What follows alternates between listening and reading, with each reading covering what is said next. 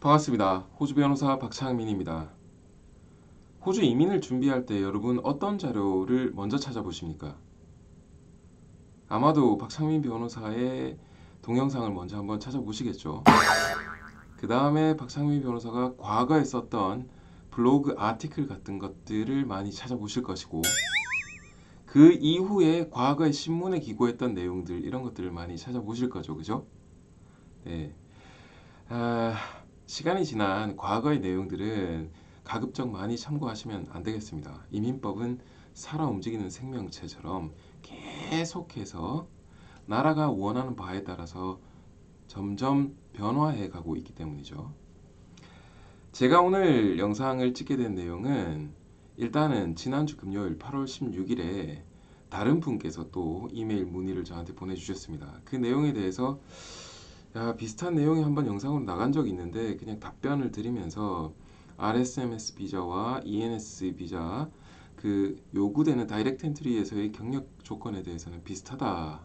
다만 ENS만 스킬즈 어세스먼트, 즉 경력 기술 심사가 필요하다. 이렇게 안내를 그냥 이메일로 해드릴까 하다가 이분이 지금 아마도 이민성 웹사이트를 보신 것 같은데, 그렇지. 많은 분들이 호주 이민을 준비하실 때 이민성 웹사이트를 보실 텐데 그곳에 있는 내용을 곧이곧대로 믿거나 또는 100% 의존해서는 안 되는 이유에 대해서 한번 설명을 드려봐야 되겠다. 이렇게 생각을 한번 해보게 되었습니다.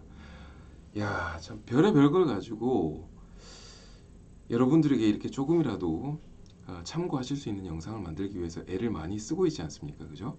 네. 좋아요, 구독, 알림 잊지 마십시오. 화면 전환할게요.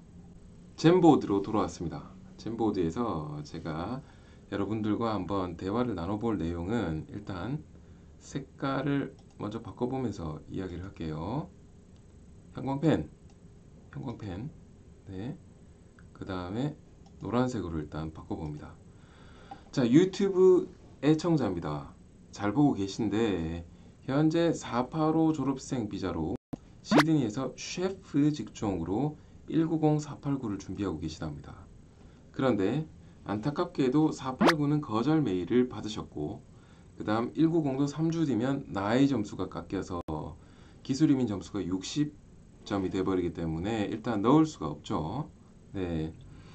차선책으로 지금 3년 경력과 스킬스 어세스먼트 영어 점수 이지 6으로 ENS 다이렉트 엔트리 스트림으로 영주권에 다시 한번 도전해 보시려고 합니다. 이분은 알아보던 중에 이민성 홈페이지에서 다이렉트 엔트리 들어갈 때 3년 경력을 구체적으로 명시되어 있지 않던데 3년 경력은 34 이후부터 경력을 계산으로 하는 건가요? 풀타임 경력만 인정이 되나요? 파트타임도 인정이 되나요? 또는 요리학교 다닐 때 인더스트리 플레이스먼트 같은 유급 실습 기간은 경력에 인정되지 않나요? 뭐 이런 질문입니다. 굉장히 구체적인 질문이시죠. 그리고 이분은 많이 알아보신 분이에요. 쓰고 있는 터미널로지 자체가 이민에 해당되는 내용들을 지금 분명하게 쓰고 계십니다. 이 부분에 대해서 제가 한번 젠보드의 다음 페이지를 넘어가면서 안내를 한번 해보도록 할게요. 자, 먼저 여기에 보이시는 이곳이 바로 호주 이민성 웹사이트에 있는 내용을 제가 캡처해낸 내용이고 ENS 다이렉트 엔트리에서 조건상 eligibility라고 하는 섹션에서 보시면 have relevant work experience라고 해서 unless exempt, most applicants need to have at least 3 years relevant work experience in their occupation입니다. 자, 여기서는 명확하게 their occupation이에요. 그러니까 내가 nominated 되는 포지션에 연결되어 있는 ANGESCO occupation 거기서의 3년 경력입니다. 근데 지금 보면 요렇게만 나와 있어요. 이 질문 주신 분 내용이 맞죠? 그죠? 이 3년 경력을 어떻게 할 건지에 대해서 명확하게 풀어놓지 않았습니다. 그래서 제가 법전을 가지고 왔죠. 지금 제 화면 영상 때문에 안 보이실 수도 있는데 법전에 있는 내용을 그대로 읽어보면 자, 보십시오. 어떻게 되어 있냐 하면 The applicant has been employed in the occupation for at least 3 years on a full-time basis and at the level of skill required for the occupation입니다. RSMS 설명할 때랑 지금 같죠, 그죠? 기술 심사를 통과해야 되는 조건이 별도로 붙어 있을 뿐이지 ENS Direct Entry도 결국에는 그 occupation에 해당되는 skilled level에서 full-time basis로 3년 경력이 필요하다. 다만 이게 직전 3년이냐 아니면 5년 중에 3년이냐 직전 10년 중에 3년이냐 이런 이야기는 없어요. 내 일생에서 skilled level로 그 포지션, 그 occupation에 해당되는 내용으로 full-time 3년 경력이면 된다는 이야기입니다. 그런데 지금 위에서 지금 이민성 웹페이지에서의 3년 경력은 exempt 되지 않았으면 3년 경력이 지금 필요하다. 어디에서? in their occupation에서 이렇게 되어 있죠. 법과 이민성 웹사이트의 차이점에 대해서 이제 이해되십니까? 함부로 이민성 웹사이트의 내용을 고지고대로 보고 내가 내 지식이라든지 내 이해도에 따라서 해석을 해버리면 곤란하다라고 하는 이야기를 제가 말씀드리는 거죠. 물론 본 영상도 이민조원 또는 법률조원에 해당되지 않습니다. 지금 자막 나가고 있죠, 그죠? 요즘 제가 자막 스킬이 좀 늘었지 않습니까? 그래서 자막 나가고 있을 겁니다. 이민조원, 법률조원 아니지만 여러분들을 위한 가이드, 제대로 된 방향으로 갈 수 있는 길을 제시하기 위해서 제가 분명히 말씀드립니다. 이민성 웹사이트는 어떠한 경우에도 책임을 져주지 않을 것이며 심사를 할 때는 반드시 법대로 해야 됩니다. 즉 자기들 웹사이트에 있다고 아니 풀타임, 파트타임, 캐주얼, 경력 뭐 이야기하지 않았지 않느냐 이런 내용으로 여러분들이 반박을 한다 손 치더라도 이민성은 들어줘야 될 이유가 전혀 없다라는 거죠. 이 점 명심하시기 바랍니다. 질문 주신 내용에 대해서 아직 덜 끝났죠. 질문의 내용은 뭐였냐 하면 자 보십시오. 34 이후부터 경력으로 아니죠.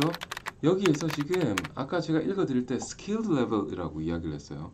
셰프를 지금 보시면 ANJSCO가 나오고 ANJSCO 코드에 가면 분명히 지금 되어 있습니다. 스킬 레벨이 지금 뭐가 필요하냐면 호주 기준으로 봤을 때 AQF 기준으로 Associate Degree나 Advanced Diploma 또는 Diploma가 지금 필요한 스킬 레벨 2라고 나와 있어요. 즉 셰프로 in the occupation에서 3년 경력이라면 디플로마 나온 이후 관련 디플로마입니다. 아무 디플로마를 뜻하는 게 아니고 즉 hospitality라든지 이런 곳에서 정규적으로 지금 셰프가 되기 위한 모든 과정을 밟은 이후에 디플로마가 나오고 그 이후 3년을 마쳤어야지 ENS Direct Entry를 위한 3년 경력을 맞출 수 있다라고 제가 말씀드립니다. 밑에 이제 뉴질랜드 학위를 쓰실 경우에 어떻게 해야 되는지가 나오고요. 그 다음에 RPL 또는 기타 호주나 뉴질랜드에서 경력 또는 equivalent한 overseas qualification이 없는 경우에는 3년의 relevant experience 현장에서의 경력이 스킬 레벨을 만들어 줄 겁니다.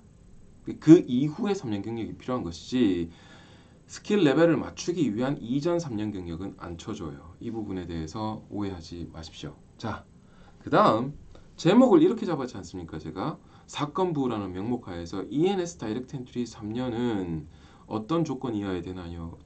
이것만 보여드리기 위해서는 RSMS 3년 경력에 대해서 설명드린 영상과 다를 게 없기 때문에 제가 그건 영상으로 안 만들 거다라고 애초에 작성을 했었단 말입니다. 간단하게 이메일 보내드리면서 참고하시라고 안내를 해드릴 수 있었는데 근데 이 영상의 제목은 뭐라고요? 이민성 웹사이트만 의지하면 안 되는 이유 이거란 말이에요. 그 다른 단적인 예들을 또 한번 보여드릴게요. 자, TSS 비자 과거 황금의 457 비자가 이제 TSS 비자 레짐으로 바뀐 지 시간이 꽤 많이 흘렀죠. 그래서 이제는 457, 457, 457 입에 익었던 내용들이 이제는 TSS 또는 482라고 하는 비자로 점점 치환이 되어서 입에 익어가고 있는 실정입니다.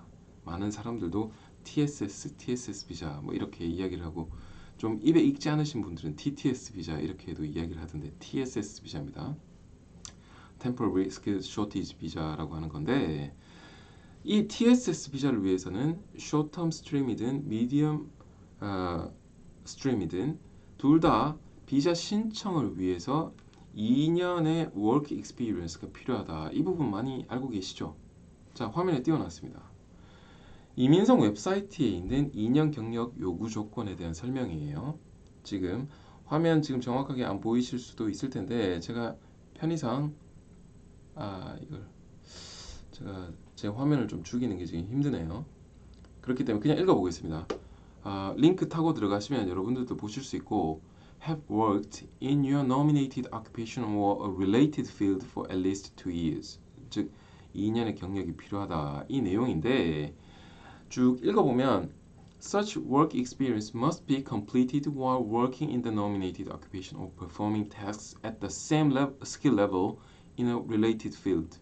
그러니까 same skill level, 그러니까 nominated occupation 또는 이 nominated occupation에서 요구되는 same skill level의 related field에서 일을 해야 돼요. 이 nominated occupation에서 skilled level로 일을 해라 말아라는 여기에는 지금 정확하게는 없습니다. 근데 이 부분을 많은 분들이 학위 따고 나서 2년 뒤 경력으로 지금 이해하고 계시는 분들이 있는데 반드시 그렇지는 않아요.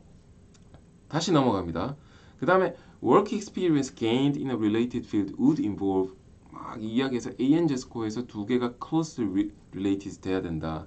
그리고 나서 generally you should have gained your experience on a full-time basis within the last 5 years. 즉 5년 중 2년 경력이 generally라고 지금 필요하다라고 이야기를 했고 이게 continuous하게 이어질 필요는 없지만 파트타임의 경우에 equivalent한 거를 쳐주겠다. 즉 4년 파트타임 끌어모으면 2년으로 이렇게 치환해 주겠다. 뭐 이런 내용들이 쭉 나옵니다. 그 다음에 지금 formal arrangement로 clinical industry placement, internship or apprenticeship으로 스터디 과정에서 했던 것들도 인정이 될 수 있다. 이런 내용들이 쭉 들어가 있어요. 자, 굉장히 길게 지금 아까 봤던 Direct Entry, ENS Direct Entry 거기서의 3 years work experience하고는 완전히 다르게 지금 이렇게 contemplate 돼 있는데 설명이 돼 있어요. 자, 근데 법을 한번 볼까요? 자, 위에 보이는 482.221이 short term stream이고요. 밑에가 medium long term stream이고 마지막 482.242가 labor agreement stream입니다. 보세요. short term stream 법전에 있는 용어 그대로 the applicant has worked in the nominated occupation or a related field for at least 2 years. full-time, part-time, skilled level 어디 있죠? 없지 않습니까? medium stream 똑같아요. 토시 하나 다르지 않고 워딩이 똑같습니다. 네. full-time, part-time, 직전 5년 중 2년 이런 거 어디 있냐고요? 법에.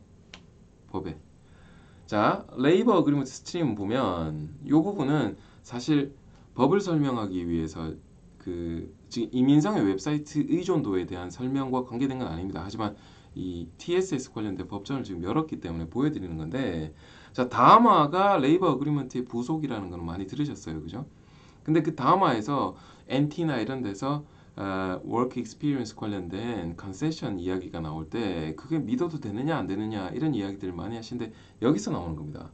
기본적으로는 위에랑 똑같은 이런 2년의 경력이 요구됩니다. 하지만 또는 or라고 해서 minister가 reasonable circumstances가 있어서 disregard 해줘도 되는 경우에는 2년 경력을 요구하지 않아요. 언제 reasonable to disregard 합당할까요? 2년 경력 요구하는 걸 무시하는 게 바로 다마의 regional agency 자체가 이 직종의 경우에는 그 경력이 필요 없다라고 못 박아줬는 경우가 여기에 해당되는 거죠. 이 정도만 설명하겠습니다. 지금 다마 특집이 아니니까. 자, 어때요? 제가 이민성 웹사이트만 100% 의존하면 안 되는 이유 그걸 제목으로 걸었단 말입니다. 그리고 나서 두 가지의 큰 예를 들어드렸습니다. ENS Direct Entry에서의 3 years work experience를 설명할 때 구체적이지 않았어요. 즉 빠져있는 정보들이 거기 있다는 말이에요. 네, 법에서는 스킬 레벨이라고 못이 박혀 있고 풀타임 베이시스라고 아예 법전에 그렇게 찍혀 있잖아요. 근데 웹사이트에는 없었죠. 반대로 TSS 2년 경력을 이야기할 때는 법에는 없는 내용을 추가적으로 웹사이트에서 요건이랍시고 넣어놨습니다. 5년 중 2년, 그 다음에 스킬 레벨에 대해서 약간 애매하게 지금 이야기를 해놨고요. 그 다음에 풀타임이어야 된다. 하지만 파트타임도 이퀴벌런트 하다면 인정해줄게 라고 굉장히 선심 쓰듯 적선하듯 그렇게 적어놨어요. 법에 있었습니까? 없었죠. 네. 물론 팸이라고 하는 이민성 케이스 오피서들이 보고 있는 그 매뉴얼에는 그렇게 보도록 되어 있습니다. 하지만 법에 없는 내용들이 추가된 내용이거든요. 그렇기 때문에 충분히 우리 변호사들이 쓰는 말로는 arguably 네, 붙어서 싸워볼 만하다라는 이야기를 여러분들께 해드릴 수 있죠. 그리고 실제로 유튜브나 이런 데 검색하다가 보면 유학 전문가라고 하시는 분들이 2년 경력을 정확히 채우지 않았는데도 넣어보니까 나오더라고요. 뭐 이런 식으로 이렇게 설명하시는 분들이 있는데 자, 넣어보니 나오더라고요. 이런 거 믿지 마시고요. 네, 그건 잘못된 접근이고 네, 법이 요구하는 건 2년입니다. 2년. 하지만 at the time of application이라고 되어 있지 않고요. 비자 넣을 때 2년이 갖추어져야 된다라는 이야기가 없고 그 다음 5년 중 2년 이런 말도 없고 심지어는 풀타임이라는 말도 없고 스킬 레벨이라는 말도 없습니다. 단지 in the nominated occupation or a related field라고 되어 있죠. 네. 이 부분을 어떻게 풀어서 설득해낼 수 있느냐가 관건이라고 할 수 있겠네요. Summary! 호주 이민성 웹사이트 잘 구성되어 있습니다. 하지만 100% 의존하면 안 됩니다. 그로 인한 피해는 여러분들이 이민성에게 청구할 수 없으니까요. 네. 따라서 언제나 여러분 상황에 가장 확실한 이민 조언과 법률 조언을 퀄리파이드 되어 있는 전문가로부터 받으시기 바랍니다. 자, 들어가십시오. 잠시만요. 들어가시고 계셨죠? 다시 들어오십시오. 네. 다시 이리 오십시오. 이리. 제가 한 가지 예를 더 뽑아 놓고 여러분께 보여드리지 않았어요. 이거 굉장히 크리티컬한 내용인데 사실상 비자를 접수하다 보면 요즘은 이미 어카운트라고 해서 온라인 비자 로지먼트를 하기 때문에 사실상 피해갈 수 있는 부분이긴 합니다. 하지만 이민성 웹사이트가 아까는 있는 정보를 줄여서 설명을 안 해놓은 예 하나, 그 다음 두 번째는 법에는 없는데 아예 추가해서 이따만큼 겁줘 놓은 내용 하나, 그 다음 세 번째 아예 틀린 내용 오미션이라고 하죠. 법이 바뀌었는데 변경해서 리플렉트, 업데이트 안 해놓은 내용에 대해서 한 가지 더 보여드릴게요. 자, 화면 다시 전환합니다. 보시면 이민성 웹사이트에서 Fees and Charges for Visas 라고 해서 비자 신청할 때 신청비가 얼마나 될 것이냐, 그 다음 신용카드 수수료는 얼마냐 이런 것들을 보여주고 있는 웹사이트예요. 여기에 자, 요런 내용 들어보셨는지 모르겠습니다. Subsequent Temporary Application Charge. 이건 뭐냐 하면 호주 내에서 사실 임시 비자 받고 온 사람들이 계속해서 비자 연장하는 걸 이민성이 원치 않습니다. 목적에 따른 내용이 다 끝났으면 그냥 집에 가라. 이게 호주 정부가 원하는 내용이거든요. 한편 콜맨 이민성 장관 자체가 또 그 언론에 인터뷰하기를 유학생들에게 비자 영주권 갈 수 있는 길과 이런 것들을 장려하고 권장하겠다 이런 내용으로 어젠가 그저께 또 인터뷰를 했어요. 그래놓고 학생 비자 줄 때는 GT라고 해서 Genuine Temporary Entrance. 너 학생으로서 이 비자 잠시 임시 비자 기간 동안만 공부하고 갈 거지 라고 이런 거 물어보고 있지 않습니까? 사실 좀 앞뒤가 안 맞는 어폐가 있는 이런 부분들이 있긴 한데 뭐 어쩝니까? 그래도 정책은 정책이고 법은 법이니까 법 앞에 만인은 평등하고 법을 따라야 되겠죠, 그죠? 네. 자, 다시 Subsequent Temporary Application Charge는 그래서 임시 비자 연장하는 걸 막고 굳이 해야 되겠으면 700불 더 내라. 이게 이 Subsequent Temporary Application Charge에 붙어 있는 이론적 배경입니다. 그렇게 이야기하면서 이게 좀 어렵게 구성이 되어 있어요. 법이 어렵게 구성이 되어 있는데 여기에서 이제 보는 방법은 만약에 현재 이 비자를 가지고 있고 이 비자 테이블 2에 있는 비자를 신청하고 있고 그 다음에 잠시만요. 아, 1번 테이블 1에 있는 비자를 신청하고 네가 테이블 2에 있는 비자를 가지고 있고 근데 그 테이블 2에 있는 비자를 이 상황에서 받았는 경우에는 여기에 따라서 700불을 내든지 해야 된다라고 이렇게 쭉 해놨어요. 이거 봐도 이거 일반적인 사람들이 따라갈 수 있을까 좀 의문이긴 한데 이게 사실 법전에는 어떻게 돼 있냐면 이렇게 돼 있습니다. 이렇게 예. 법이 이제 링크해 놓은 이민성 장관령에 따른 이제 가젯 노티스라고 하는데 다시 돌아가 볼게요. 여기에 지금 보면 그러니까 지금 482 비자를 신청할 때는 보세요. 임시 비자 무엇을 신청할 때 subsequent temporary application charge 즉 700불을 내느냐 마느냐가 해당이 되냐 하면 457 비자는 여기 버젓이 있는데 482 비자는 없죠. 그러니까 이거 믿고 482 비자 신청할 때는 어머 700불이 웨이브 되나? 과거 457일 때는 내야 되는데 no no no 네. 이거 업데이트 안 돼서 그런 거예요. 업데이트 안 돼서 보세요. 482 비자 신청할 때 482 비자 신청할 때 어떤 스트림에 들어있든 다마든 뭐든 간에 다 예, 여기 있는 비자 가지고 있는 상황에서 신청할 때는 700불을 추가로 내야 됩니다. 내야 됩니다. 단지 이민성 웹사이트가 업데이트되어 있지 않을 뿐입니다. 하지만 이미 어카운트를 써서 여러분들이 온라인 로지를 하거나 이민 변호사나 이민 법무사가 로지를 할 때에는 당연히 온라인 계산이 돼서 신용카드로 비자 신청비를 접수할 수 있도록 지불할 수 있도록 되어 있기 때문에 뭐죠? 가족 수 뭐 이런 것들에 따라서 상황에 따라서 모두 계산되어 있습니다. 네. 들어가시던 걸 제가 다시 붙들어내서 설명하다 보니까 또 이렇게 마지막에 꼬였네요. 네. 진짜 들어가십시오. 들어가세요.